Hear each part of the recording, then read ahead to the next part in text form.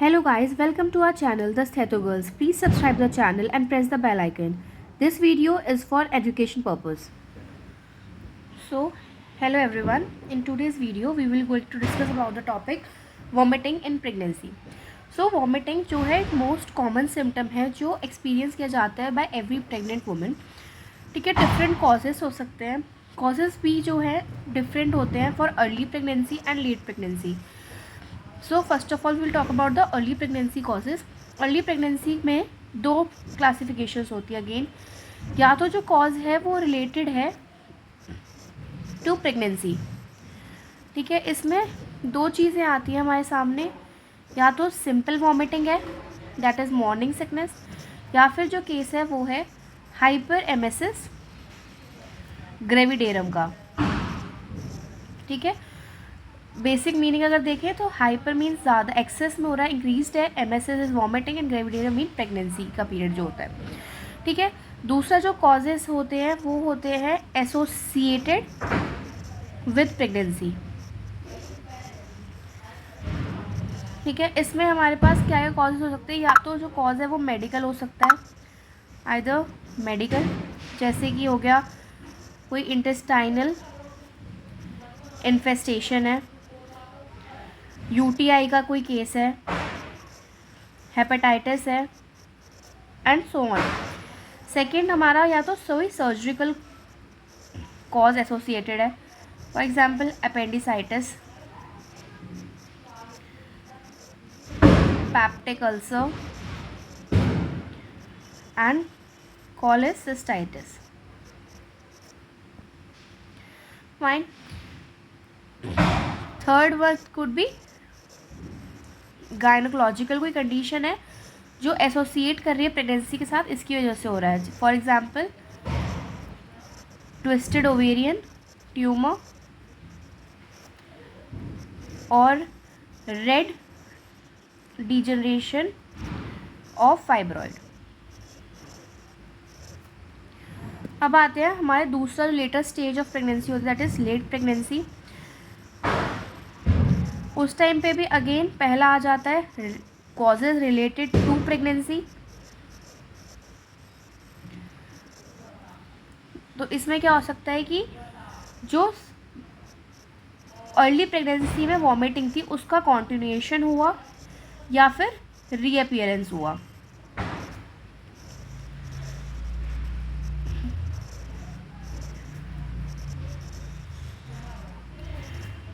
और या फिर एक्यूट फल्मिनेटिंग प्रीएक्लेम्पशिया का कंडीशन है.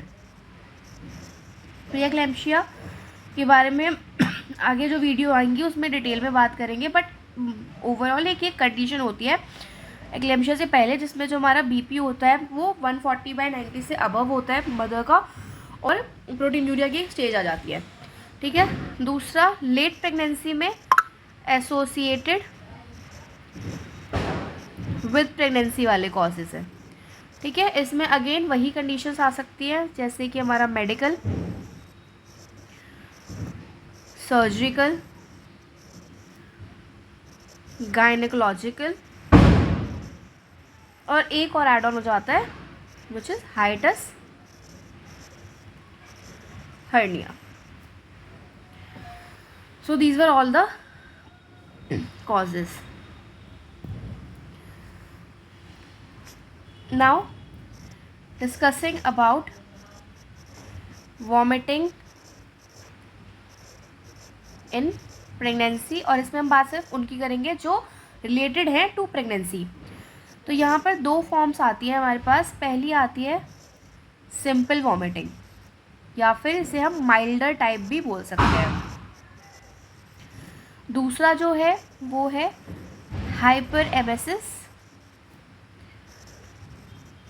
ग्रेविडेरम, जिसे आप पर्नीशियस वॉमिटिंग भी कह सकते हैं हम इसे.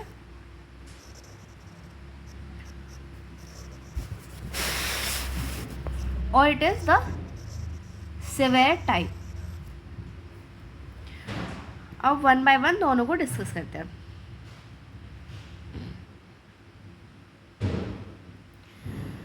सो पहला है सिंपल वॉमिटिंग। और दूसरा नाम क्या होता है इसका, दैट इज मॉर्निंग सिकनेस और MSS that is vomiting gravidarum means pregnancy. नाम से ही सब कुछ क्लियर हो रहा है, ऐसा कुछ ज़्यादा डिफिकल्ट नहीं है। ठीक है, सिंपल वॉमिटिंग की बात करें तो इसमें क्या होता है, नॉजिया है और ओकेजनल सिकनेस हो रही है, और ये कब हो रही है, on rising in the morning. Morning sickness नाम है तो वहीं से क्लियर हो जाएगा कि जब भी वो फीमेल जो है सो के उठ रही है मॉर्निंग में, उसे तो उस टाइम पे नॉजिया फील हो रहा है। इसमें क्या होता है, वॉमिटिंग जो होती है वो स्लाइट वॉमिटिंग होती है। ठीक है, और ये बहुत ज़्यादा कॉमन होता है अर्ली प्रेगनेंसी के टाइम पे।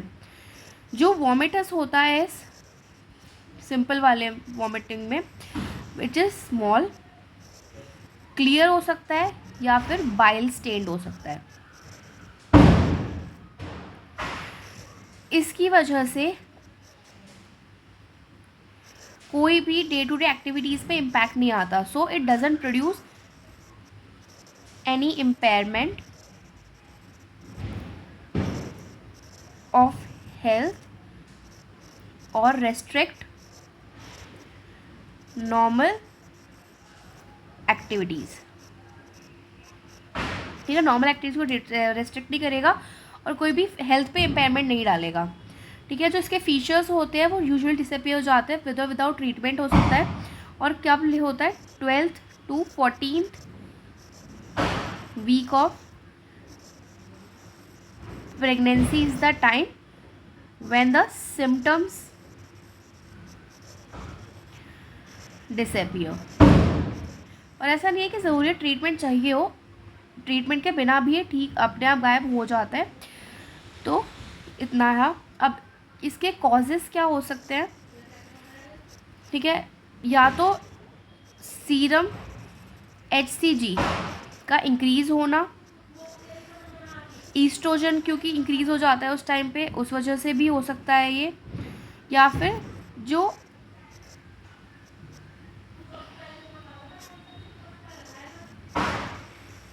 इम्यूनोलॉजिकल स्टेट्स होती हैं, जो भी वैल्यूज़ होती है बॉडी की इम्यूनोलॉजिकल, वो अल्टर हो जाती है। तो this could be the causes. Talking about the management, जैसे कि हमने ऊपर भी बात करी कि ज़रूरी नहीं है कि उसको ट्रीटमेंट चाहिए होगा, विद और विदाउट ट्रीटमेंट वो ठीक हो सकता है। सो मैनेजमेंट में हम क्या एडवाइस है, डाइटरी एडवाइस जो है वो बहुत ज़्यादा वो होती है, मतलब यूज़फुल हो जाती है ऐसी कंडीशंस में।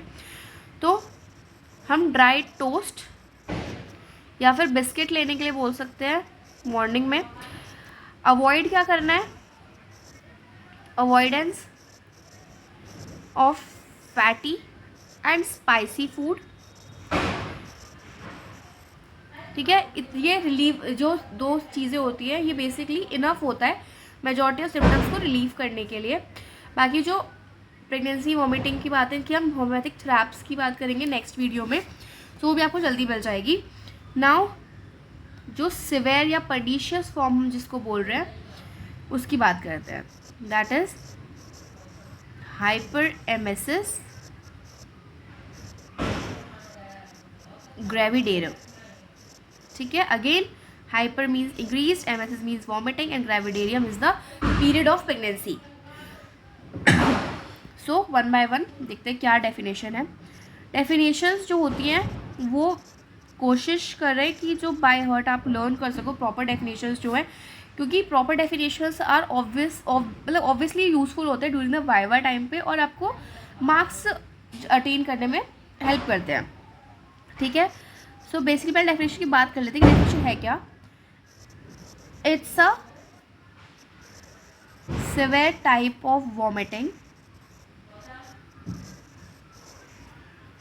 of pregnancy which has got deleterious effect on health of mother and incapacitates her in day to day activities. ठीक है, सो बेसिकली क्या कह रही डेफिनेशन, ये एक सिवियर टाइप का वॉमिटिंग है प्रेगनेंसी में, जिसकी वजह से जो मदर की हेल्थ है उस पर डेलेटेरियस इफेक्ट्स, मतलब वो इम्पेयर कर रहा है मदर की हेल्थ को, और इनकेपेसिटेट करता है उसको डे टू डे एक्टिविटीज़ में। जो डे टू डे एक्टिविटीज़ हैं उनकी वो उसे करने में वो कंफर्टेबल नहीं है, वो ईजिली नहीं कर पा रही है, वो हिंडर कर रहा है। So basically this is a definition जो सब कुछ कवर कर रही है। इंसिडेंस जो होता है वो रेयर हो गया है नाउ, क्योंकि ट्रीटमेंट जो है वो अच्छे हो गए हैं। नंबर पे बात करें तो 1 in 1000 pregnancies is the stats. ठीक है, नाउ इट्स एटियोलॉजी, क्यों हो रहा है। सो ये ऑब्सक्योर है, ठीक है, नहीं पता है कि क्या इसका एग्जैक्ट कॉज होता है। मोस्टली लिमिटेड होती है टू फर्स्ट ट्राइमेस्टर, ठीक है, उसके बाद यूजुअली अपने आप ही डिसअपियर हो जाती है। मोस्टली ये फर्स्ट प्रेगनेंसी में होती है, with a tendency to recur again in subsequent pregnancies. ठीक है, तो फर्स्ट प्रेगनेंसी में ज़्यादा चांसेस होते हैं, इसकी टेंडेंसी होती है कि सब्सिक्वेंट जो प्रेगनेंसीज होंगी आगे उसमें ये रीअपियर करेगी। फैमिली हिस्ट्री भी कॉज हो सकता है कि भाई जो मदर थी या सिस्टर है उसको हो रखा है हाइपरेमेसिस ग्रेविडेरियम का केस है, और ये कंडीशन जो होती है ये मोर प्रिविलेंट होती है in hydatidiform mole and multiple pregnancy. In cases में ज़्यादातर ये पाया जाता है, और मोस्ट कॉमन है इन अनप्लान्ड प्रेगनेंसीज। ठीक है, so this is all about the aetiology. Theories भी बहुत सारी बनानी जाती हैं। ठीक है, थ्योरीज क्या क्या हो सकती है, मतलब डिटेल में बात नहीं करते हैं, नॉर्मल देख लेते हैं क्या थ्योरीज है इसकी।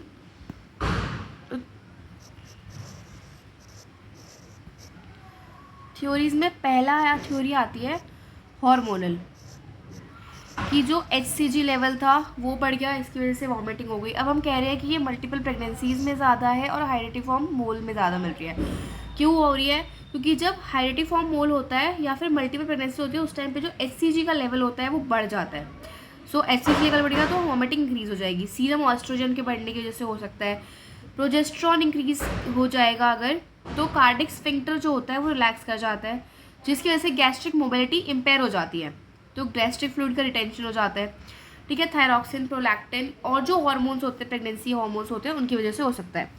ठीक है, दूसरा ये साइकोजेनिक भी हो सकता है। ठीक है, नॉजिया एग्रेवेट करता है जब वो एक बार ना शुरू हो जाता है, तो ये साइकोलॉजिकली भी डिपेंड करता है।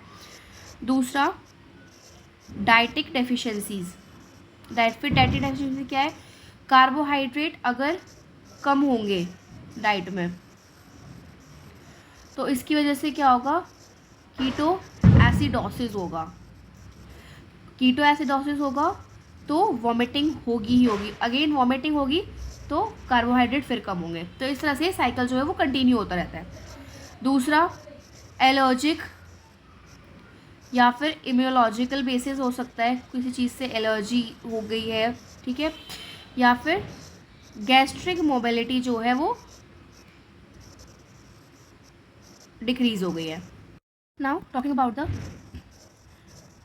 मेटाबॉलिक चेंजेस जो अकर करता है हाइपरमेसिस ग्रेविडेरियम की कंडीशन में। होता क्या है, इनएडुकेट इंटेक हो जाता है ऑफ फूड, जिसकी वजह से ग्लाइकोजन जो है वो कम हो जाएगा।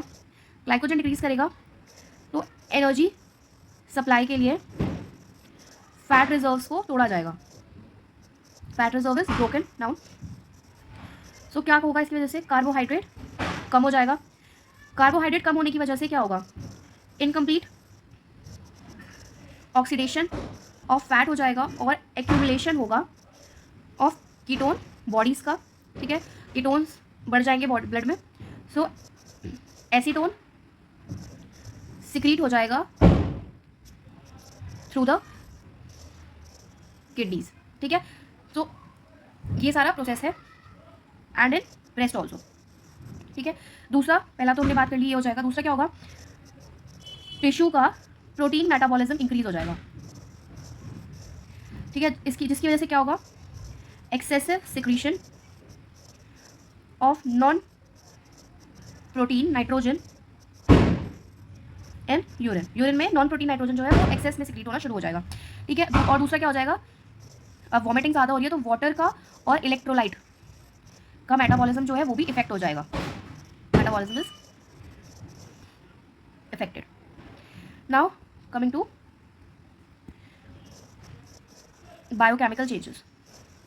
बायोकेमिकल लेवल पे क्या इफेक्ट पड़ेगा, सो क्या होगा, loss of water and salts होगा इन वॉमिटस, जिसकी वजह से प्लाज्मा का sodium level, potassium level and chloride level decrease हो जाएगा। एक तो ये हो गया। दूसरा, हेपेटिक डिस्फंक्शंस हो जाएंगे, जैसे कि क्या कॉन्स्टिट्यूशंस हो जाएंगी इसमें, पहला एसिडोसिस एंड कीटोसिस हो जाएगा, ब्लड में यूरिया इंक्रीज हो जाएगा एंड यूरिक एसिड इंक्रीज हो जाएगा। तीसरा, हाइपोग्लाइसीमिया, हाइपोप्रोटीनूरिया एंड हाइपो विटामिनोसिस की कंडीशंस आ जाएंगी। विटामिन कम हो गया, ग्लूकोज लेवल कम है, प्रोटीन लेवल कम हो गया। तो बायोकेमिकल लेवल पे जो भी चेंजेस आएंगे ये वो है, ठीक है। सर्कुलेटरी में बात करते हैं अगर हम, सर्कुलेटरी क्या क्या चेंजेस होंगे। सर्कुलेटरी चेंजेस में increased HB percentage, increased RBC count, increased haematocrit values, increase WBCs, ये सारे चेंजेस हमें देखने को मिलेंगे सर्कुलेटरी सिस्टम में। Now the clinical course. इसका जो ऑनसेट है हाइपरएमेसिस ग्रेविडेरम का, ऑनसेट इज इंसीडियस, ठीक है। अगर अर्ली प्रेगनेंसी में मिल रहा है तो जो वॉमिटिंग है, अर्ली कंडीशन में क्या होगा कि वॉमिटिंग जो है अकर करती है थ्रू आउट द डे, दिन भर हो रहा है ये, but no evidence of dehydration and starvation are present. ना डिहाइड्रेशन देखने को मिल रही है और ना ही स्टार्वेशन प्रेजेंट है। बट अगर लेट कंडीशन में बात करें इसकी, ठीक है, तो उसमें क्या होगा, हमें एविडेंसेस मिलेंगे, evidences of dehydration and starvation are present. Symptoms क्या क्या होंगे उस टाइम पे, increased frequency of the vomiting, oliguria, vomit जो यूरिन आउटपुट है वो कम हो जाएगा, एपिगैस्ट्रिक पेन्स एंड कॉन्स्टिपेशन, की डिहाइड्रेशन हो रहा है, वाटर और सॉल्ट का इंबैलेंस हो रहा है तो कॉन्स्टिपेशन। साइंस क्या क्या होंगे, सो डिहाइड्रेशन होगा ही होगा और कीटो एसिडोसिस भी मिलेगा। तो इसकी वजह से क्या चीज़ें मिलेंगी हमें इसमें, ड्राई कोटेड टंग जो होगी वो ड्राई होगी, कोटेड होगी, शंकन आइज, एसीटोन स्मेल आएगी in the breath, tachycardia, increased heart rate, hypotension, BP कम मिलेगा, टेम्परेचर बढ़ जाएगा और जॉन्डिस भी मिल सकता है। जॉन्डिस जो होता है ये एक लेट फीचर है, ठीक है। दूसरा, साइंस में क्या आ सकता है, साइंस में हमें मिलेगा वेजाइनल एग्जामिनेशन करेंगे अगर हम, या फिर USG करेंगे, उस टाइम पे हमें क्या क्या देखने को मिलेगा, सॉरी वेजाइनल एग्जामिनेशन USG से हमें कंफर्मेशन मिलेगा of pregnancy. This was the clinical course. What are can be the investigations, क्या क्या करानी चाहिए अगर कोई भी फीमेल इन कंडीशंस के साथ आ रही है, तो उसका यूरिन एनालिसिस, तो उसमें उसकी क्वांटिटी देखेंगे। क्वांटिटी में क्या मिलेगा, जैसे बात करी थी कि ऑलिग यूरिया होगा तो quantity of the urine will be small, dark colour का यूरिन होगा, स्पेसिफिक ग्रेविटी इंक्रीज मिलेगी यूरिन की, एसीटोन्स प्रेजेंट होंगे और जो क्लोराइड होता है या तो वो डिमिनिश होगा, मतलब कम होगा, या फिर एब्सेंट होगा। ठीक है, अगर हम यूरिन एनालिसिस कराएंगे तो ये सारे नॉर्मली अगर कोई भी फीमेल आती है तो हमें उसके बायोकेमिकल सर्कुलेटरी चेंजेस देखने होते हैं, तो हमें उसमें क्या मिलेगा, सीरम इलेक्ट्रोलाइट्स जो होते हैं उनमें चेंजेस मिलेंगे। दूसरा एक इंपॉर्टेंट एग्जामिनेशन क्या हो सकता है, ऑप्थेल्मोस्कोपिक एग्जामिनेशन, उसकी आइज़ का अगर हम एग्जामिनेशन करते हैं तो उस कंडीशन में हमें क्या मिल रहा है, हमें रेटाइनल हेमरेज मिलेगा या फिर डिटैचमेंट देखने को मिल सकता है of the retina.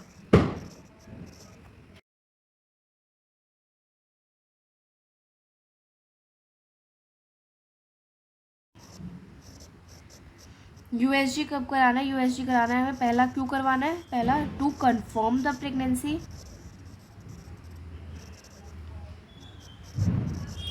To exclude other obstetric जैसे कि हेरिडिटरी फॉर्म मोल या फिर मल्टीपल प्रेगनेंसी, या फिर गायनेकोलॉजिकल कंडीशन, सर्जिकल और medical cause, in other causes को एक्सक्लूड करने के लिए हमें यूएसजी करवाना चाहिए। ठीक है, now talking about it's complications. अगर ऑब्स्टेट्रिक्स में कभी भी कोई भी शॉर्ट नोट आए या लॉन्ग नोट आए तो हमें ऐसे ही स्टेप बाय स्टेप चलाओगी क्या क्या उसके डेफिनेशन क्या हो सकती है, क्या इटियोलॉजी है, क्या उसके क्लिनिकल फीचर्स मिल रहे हैं, क्या इन्वेस्टिगेशंस करानी है, क्या कॉम्प्लिकेशन होती है, मैनेजमेंट, ये सब पॉइंट्स में उसे कवर कर सकते हैं स्टेप बाय स्टेप, वो ईजी रहता है to remember. Also these points are useful. Complication में पहला क्या हो सकता है, न्यूरोलॉजिकल कॉम्प्लिकेशंस मिल सकते हैं। ठीक है, जैसे कि वर्निक्स एन्सेफेलोपैथी। वर्निक्स एन्सेफेलोपैथी क्यों हो रही है, क्योंकि थायामीन का डेफिशिएंसी है। दूसरा पेरिफेरल न्यूराइटिस या फिर कार्सिकोस साइकोसिस। These were the neurological complications. Stomach में स्ट्रेस अल्सर्स हो सकते हैं।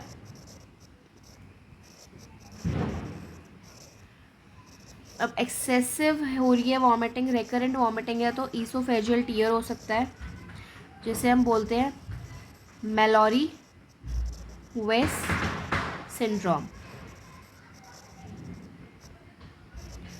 जॉन्डिस जो हमने साइन में ही बात करा था, बट लेट साइन होता है, बट हो सकता है, कॉम्प्लिकेशन है। कन्वर्जन्स आ सकते हैं, कोमा में जा सकती है मदर, या फिर renal failure. These are the complications.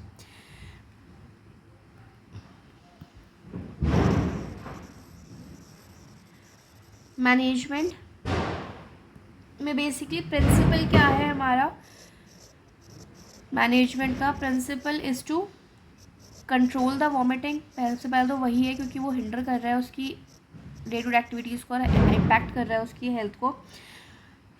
To, अब क्योंकि वाटर का इम्बैलेंस हो रहा है, इलेक्ट्रोलाइट्स का इम्बैलेंस हो रहा है, तो हमें वो भी करेक्ट करना था, to correct the fluids and electrolyte imbalance, to correct metabolic disturbances, जो भी कीटो एसिडोसिस हुआ है या फिर एल्कलोसिस हुआ है उन्हें करेक्ट करना है। तो और सीरियस कॉम्प्लिकेशंस पोटेशियम लेवल जो है वो एब्नॉर्मल होगा तो ईसीजी कॉम्प्लिकेशंस, चाहे वो कोई भी कॉम्प्लिकेशन हो सकता है वो अब स्टेटेड में से, बट हमें वो भी प्रिवेंट करना है। ठीक है, पहला प्रिंसिपल हो गया। दूसरा हॉस्पिटलाइजेशन, कब उसकी नीड आती है तो हॉस्पिटलाइजेशन कराना है। अगर डायग्नोसिस हुआ है हाइपरेमेसिस ग्रेविडियरम का तो हॉस्पिटलाइजेशन इज इम्पॉर्टेंट। फ्लूइड्स में ओरल फीडिंग देनी है, ओरल फीडिंग रुकनी है फॉर एटलीस्ट 24 आवर्स। 24 आवर्स तक ओरल फीड नहीं देनी है आफ्टर सीजेशन ऑफ वॉमिटिंग। अगर वॉमिटिंग रुक गई है उसके 24 आवर्स तक कोई ओरल फीड नहीं है। इस टाइम तक जो भी फ्लूइड दिया जाएगा during this period IV drip intravenous drip जो होगी वो मेथड यूज़ करना है, ठीक है। तो दिस इज़ द मैनेजमेंट। अब जो होम्योपैथिक मैनेजमेंट है, होम्योपैथिक थेराप्स है, उनकी बात